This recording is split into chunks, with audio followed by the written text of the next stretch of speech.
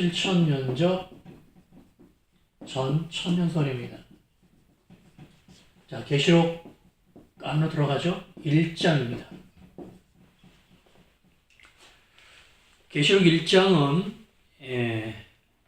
계시록이 앞부분이 6장부터 환란이 시작이어서 그 앞에 1, 2, 3, 4, 5장이 서론적인 장입니다. 물론 그 중요하지 않은 내용이 없는데요.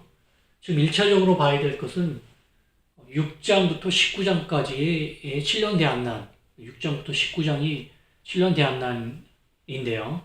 그 안의 내용이 워낙 중요하기 때문에 그것을 먼저 정리하기 위해서 나머지 그 앞부분 1, 2, 3, 4, 5장, 19장 넘어 20, 21, 22장은 대략적으로 간략하게 하고 넘어가겠습니다.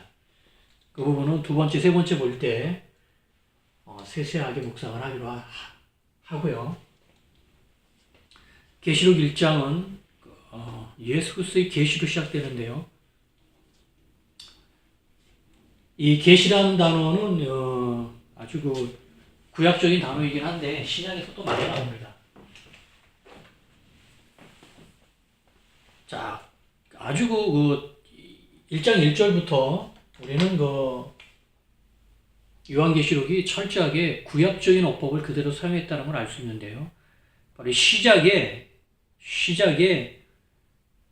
계시라는 단어를 쓰는 책이 딱 한 권 있습니다.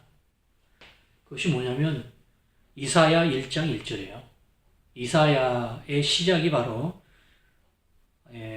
계시라는 그 용어를 사용해서 시작합니다. 그런 것을 전부 다 투영을 해서 대역을 한 것인데요. 예수님의 계시에 의해서만 이 7년 대환난이 윤곽이 드러나고요. 선포될 수 있습니다.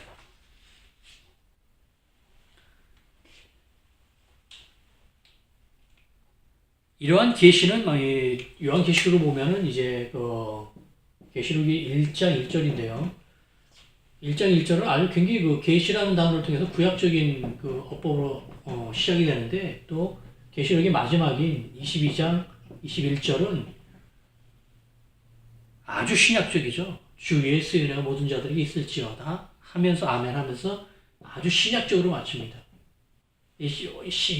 계시록의 시작 구절과 마지막 구절에 신구약의 아주 전형을 보여주고 있습니다.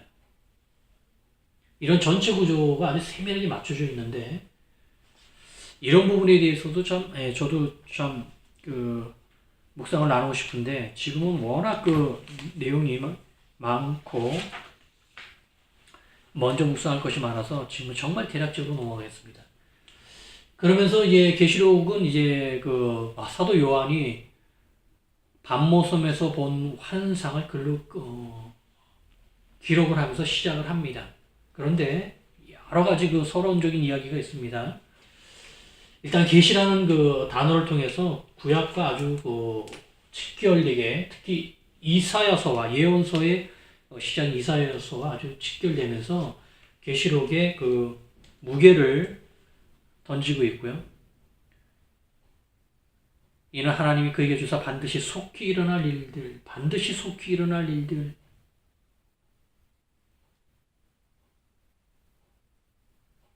너무나 무서운 이야기죠. 반드시 일어난다는 거예요. 그것도 속히 일어난다고 합니다. 이 속히 때문에 이 속히 일어난다. 지금 속히가 지금 2000년이 지났거든요.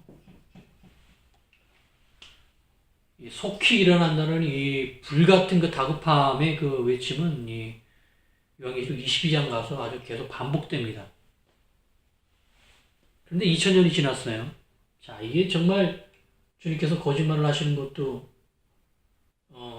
유분수지. 어떻게 2000년이 지났는데 이것을 속히라고. 그러나 하나님 입장에서는 속히입니다. 우리 입장에서 계시록을 보면 안 돼요. 창조주의 입장에서 계시록을 봐야 합니다. 그날은 속히 이루고요. 반드시 이루고요. 일어나고요. 그리고 멀지 않았습니다. 정말 멀지 않았어요. 우리의 세대 안에 들어와 있습니다. 자, 이 사이사이 저도 본문을 읽으면서 하고 싶은 얘기가 워낙 많습니다만 지금은 간략간략하게 넘어가야 돼요. 너무 많습니다. 자, 삼위 하나님에 대해서는 잠깐 언급을 하죠. 요한은 그 1장 시작을 하면서 이게 지금 그 요한계시록이 편지입니다. 이것이 여러분 기억하시죠? 이게 편지처럼 보이질 않아서 편지인지를 착각을 하는데 편지가 아닌 것처럼 느껴지는데 이 요한계시록은 편지예요. 편지인데 그런데 편지 같지 않습니다. 편지처럼 읽히지 않는 이유가 편지인 것 같은데 편지가 아니기 때문에 그래요. 그래 그 편지임에도 불구하고 인사말이 좀 뒤에 나옵니다. 앞에 나오는 것이 아니라 앞에 서두가 좀 있으면서 뒤에 인사말이 나오는데 그 요한계시록은 이제 그 마지막 책이어서 그 삼위 하나님에 대한 전모를 드러나는 그 인사말이 유일하게 나옵니다. 그래 4절 5절 삼위 하나님에 대한 묘사를 아주 그 서신서 성경 전체에서도 삼위 하나님의 그 성부 성자 성령에 대한 것을 모두 나열한 부분도 많지 않은데 그 중에 하나이고요. 또 분량도 가장 많습니다. 삼위 하나님의 묘사 중에서는 가장 길고요. 그러고 나서 인사말이 나와요. 그래 이 편지이긴 한데 편지 같지가 않습니다. 또 7교회 상황으로 봐서도요. 7교회 보내는 편지 같은데 또 정작 7교회만 보내는 편지가 또 아니에요. 그래서 이 요한계시록은 서신서, 신약성경의 대부분을 기록한 서신서가 전부 다 편지로 되어 있거든요. 다 100%다 편지입니다. 요한계시록까지 포함되는데 그러나 요한계시록은 편지의 형식은 앞부분만 취하고 있을 뿐이지 실제로는 편지라고 보기 좀 어려운 면이 있어요. 그래 인사말도 늦게 나오면서 인사말이 5절에 가서야 앞부분에 긴 그 서두 설명이 있은 다음에서야 편지가 이게 편지구나라는 걸 알아차릴 수 있는 그 인사말이 뒤에 나옵니다. 그래 그제서야 이게 편지구나라고 이해를 하고 있는데 그것도 곧 잊어버리죠. 예, 전혀 편지 같지가 않은 얘기가 뒤에 쭉 나오기 때문에 그렇습니다. 그 1장에서는 계시록 1장에서는 그 3의 구조가 특히 강조가 됩니다. 그래 거의 표현에 1장 표현에 거의 대부분 2장까지 가도요. 이 내용들이 거의 그 4장 5 정도 그런데 그 3으로 분류되어 있는 구조가 굉장히 많이 나와요. 알파, 오메가, 처음과 마지막, 시작과 마침. 이것도 물론 이제 성경 전체까지 보면 계시록 전체로 보면 이렇게 3가지 패턴이 나오고요. 이제도 계시고 전에도 계셨고 장차 오실 일. 또 이렇게 셋으로 나눕니다. 번고 지금 있는 일, 장차 될 일. 또 셋으로 나눠요. 이 셋으로 나눈 것은 그 앞선 삼위 하나님과의 같은 구조입니다. 그런데 이 그 삼위 구조는 이제 이 뒤에 나온 1장에서 나오는 삼위 구조, 여러 형태의 삼위 구조는 이 과거, 현재, 미래라는 그 좀 깊은 의미를 계속 담고 있습니다. 이제도 계시고 전에도 계셨고 장차 오실 일 다 과거, 현재, 미래를 말하죠. 네가 본 곳, 지금 있는 일, 장차 될 일. 이것도 마찬가지 과거, 현재, 미래를 말합니다. 왜 계시록이 지금 이러한 구조를 하느냐면 계시록이 마지막 책이기 때문에 모든 시간에 대한 내용을 담고 있기 때문에 그렇습니다. 마지막 책에서 이제 더 이상 없어요. 그래 전 시간대를 다 셋으로 나눠서 아주 강조를 합니다. 그래 3으로 분류되어 있는 내용들이 많은데 그 안에 삼위 하나님도 물론 시간적으로 이제 이 내용도 있지는 않습니다만 셋으로 분리되어 있다. 3이라는 의미에서 동일하게 맞춰져 있습니다. 이건 사실 시간 전체예요. 인류 시간 전체고 성경으로 말하면 7,000년이고 물리적으로 말하면 150억 년이고 물질계 전체를 말하는 것입니다. 물질계 전체의 마지막 정리, 시작됐다라는 거예요.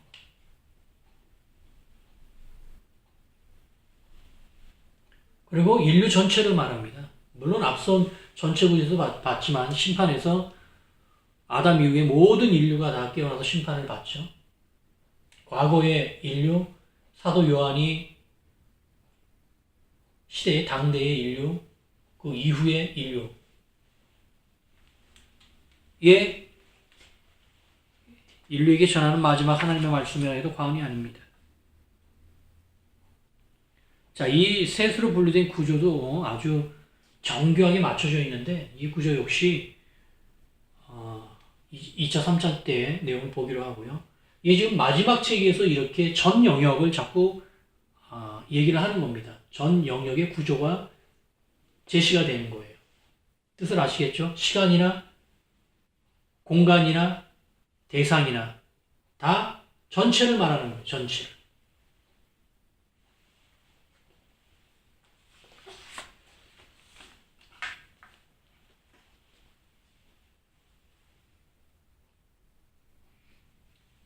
이렇게 얘기를 하면서 사도 요한은 이제 예수님의 직접 명령으로 7교회에 편지를 보내라는 명령을 받고요. 그 7교회까지 직접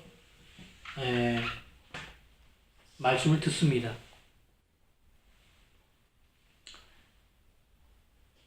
그러면서 그가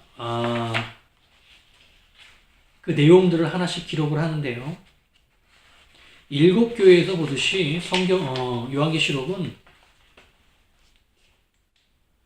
그 7의 배열이 굉장히 많이 나옵니다. 그야말로 7로 거의 그 점철이 되다시피 한 책이에요. 요한계시록처럼 7을 많이 사용하는 책은 없습니다. 정말 작심을 하고 마지막 책에 가서 이 7을 그야말로 작심하고 내가 쓸 수 있는 한 최대한 많이 쓰겠다고 작정하고 쓴 것 같아요. 온통 7이에요, 온통 7. 시작부터 끝날 때까지 7이 나오지 않는 데가 없어요. 물론 매장 다 나오지는 않습니다만 압도적인 분량입니다. 그 이유는 있어요. 이유가 없겠어요. 7이 완전수이기 때문에 그렇죠. 그럼 묻겠습니다. 7이 왜 완전수예요? 이 동영상을 보시는 모든 분들에게 제가 묻습니다. 7이 왜 완전수죠? 꼭 답해 주십시오. 전 알아요. 7이 왜 완전수인지 저는 아는데 여러분의 답을 듣고 싶은 거예요. 7이 완전수에서 요한계시록이 시작부터 77777 끝까지 77777이에요. 이게 증명되는 순간 수학은 다 깨져버립니다. 와르르 다 무너져 버려요, 수학이. 전지전능하신 하나님밖에 남지 않습니다. 7은 계속해서 하나님을 계속 말하고 있는 거예요. 너희가 하나님을 아느냐?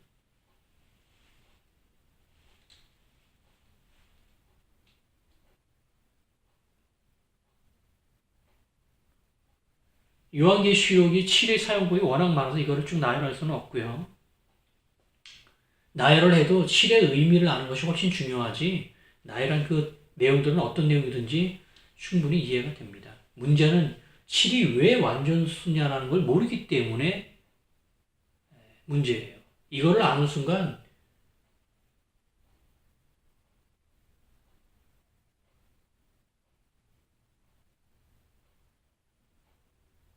성경은 진리가 되어버립니다. 하나님 외에 진리가 없는 상황이 저절로 만들어져요.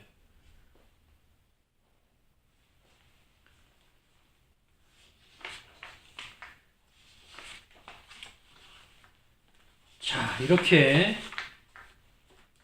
그래 7개 교회를 직접 나열을 하시면서 그 7개 교회에 편지를 보내라라고 사도 요한이 듣습니다. 자, 1장에서 이제 또 하나 볼 부분들은요, 큰 소리라는 거죠. 지금 사도 요한은 이 완전수나 이런 부분도 뒤에 가서 시원하게 제가 설명해 드리겠습니다. 요한계시록은 이제 사도 요한이 눈으로 보고 들은 거를 글자로 쓴 거예요. 문서로 쓴 건데, 이러다 보니 그 표현 안에 그 시각적으로는 뭐 화려하고 환상적이고 이상적이고 환상적인 부분들을 이제 기록하는데, 음성은 그 소리로 듣는 것은 그것을 그거를 문자로 표현하다 보니까 이 요한계시록은 전부 다 이 큰 음성입니다. 다 큰 소리들이에요. 요한계시록의 특징입니다. 그것이 듣는 소리를 전달할 수 있는 방법이 이런 표현밖에 없기 때문에 요한계시록은 큰 소리가 굉장히 많이 나와요. 7만큼이나 전부 다 큰 소리예요. 큰 음성, 우레 같은 소리, 큰 소리. 사실은 이 사도 요한도 최선을 다해서 자기가 본 환상을 정말 대형 극장에 가서 정말 엄청난 사운드에서 대형 화면으로 수백억을 들인 멋진 블록버스터를 보는 그런 것 같은 건강강강강강 와 이런 걸 표현하고 싶은데 표현할 수 있는 방법이 이거 큰 음성으로 말하되 우레소리 같이 이런 표현들이 굉장히 많아요.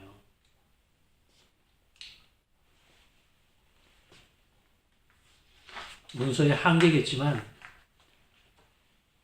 읽는 입장에서는 정말 큰 소리처럼 들리는 거죠. 하늘에서 어마어마하게 큰 소리가 쏟아져 내리는 것처럼 계시록을 읽으시면서 상상을 해야 합니다.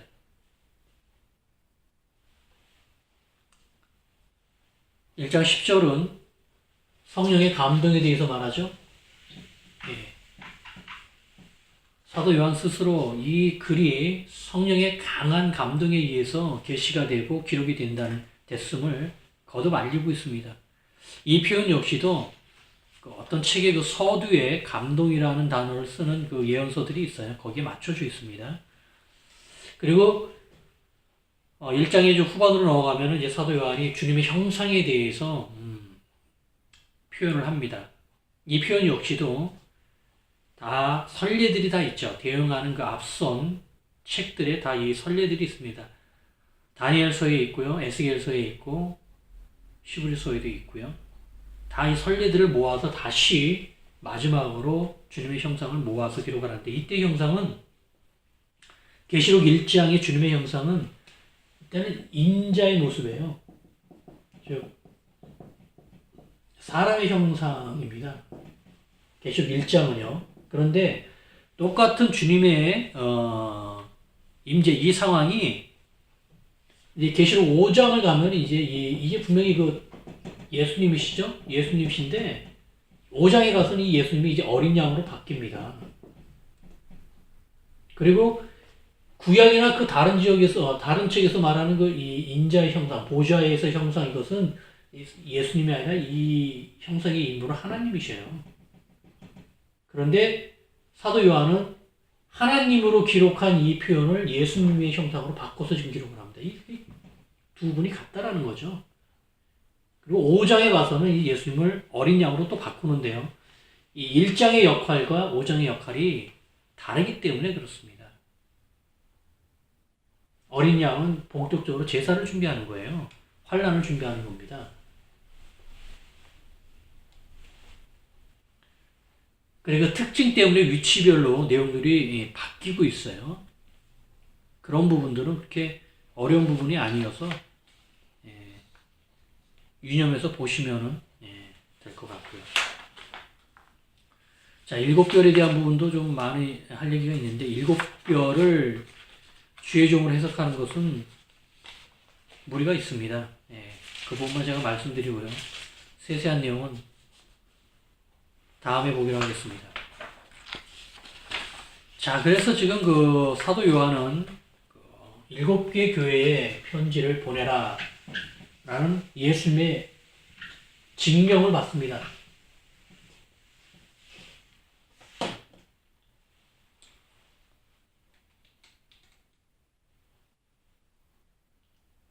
그 7개 교회는 그래 2장 3장이 계시록 2장 3장이 그 7개 교회에 보낸 편지의 내용인데요. 여기까지만 사실 편지 같고 그 뒤부터는 전혀 편지가 아니죠.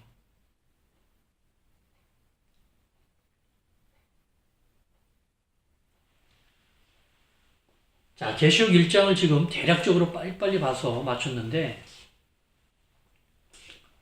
이 계시록 1장 안에도 벌써 사실은 그 요한계시록의 결론이 1장 안에 다 들어가 있습니다. 또 그 결론은 신약 성경 안에 전체 들어가 있고요. 또 그 결론은 구약까지 포함한 성경 전체의 결론과도 같습니다. 그것은 바로 이 순교예요. 앞서 실천연역 전천연설 해석을 만들면서 결론이 7년 대한날에 이 전체 결론이 뭐냐면 순교였잖아요. 전환란의 순교, 후환란의 순교, 추수의 순교, 순교를 본다고 하면 성격은 좀 틀립니다만 순교를 전부 다 이 7년 대한날 안에서의 교회의 승리 방법은요 다 순교예요. 그런데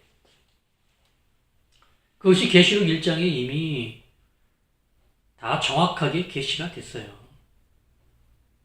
우리가 이건 뭐 굳이 설명 안 해도 너무나 잘 알고 있습니다. 죽은 자들 가운데서 먼저 나신 예수님.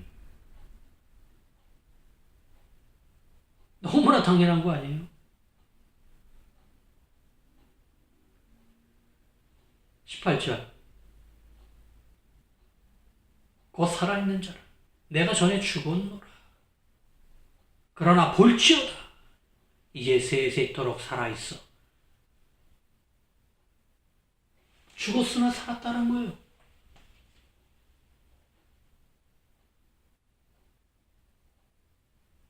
이 얘기 아닙니까 지금? 요한계시록 결론이 이거 아니에요. 이 결론은 당연히 예수님의 결론 아닙니까?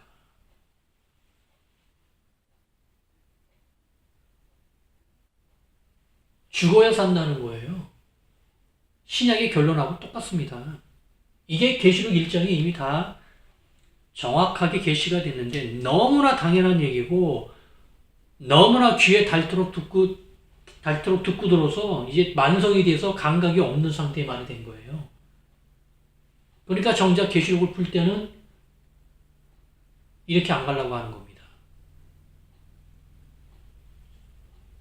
계시록 1장이 결론을 이미 다 내버렸어요. 이게 안 보일 뿐입니다. 보고 싶지 않아서 안 보일 수도 있고 정말 안 보여서 안 보일 수도 있는데